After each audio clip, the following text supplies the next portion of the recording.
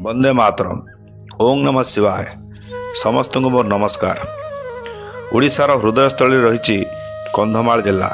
प्राकृतिक संपद, घंच अरण्य, सुउच्च पर्वत, नाना जाति फूल फल भरा यही कंधमाल जिला ओडिशा रे बसवास करुथिबा 62 कोटी उपजाति मध्यरु अर्धाधिक कंध जातिर मनीष यही कंधमाल मूल अधिवासी।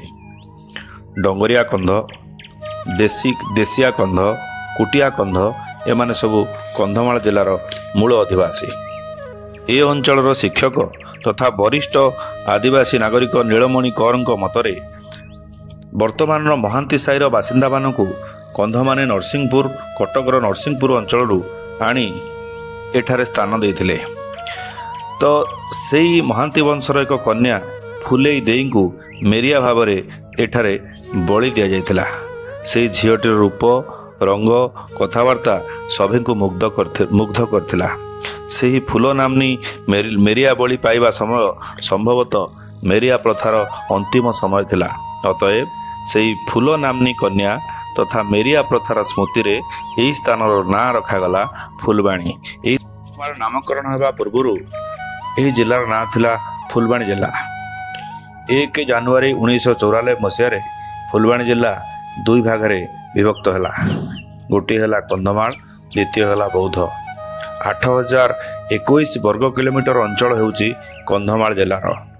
71% अंचल कंधमाल जिलार जंगल अधूषित।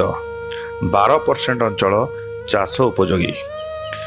2011 जनगणना अनुसार कंधमाल जनसंख्या 7,33,110। कंधमाल रे हिंदू मोट जनसंख्यार 79.16%, 20.31% होचंती ख्रिस्टियान। हिंदू मानक मध्यरे 53.58% होचंती शेड्यूल्ड ट्राइब श्रेणीर। हिंदू जनसंख्यार 15.76% होचंती शेड्यूल कास्ट संप्रदायर। कंधमालवासी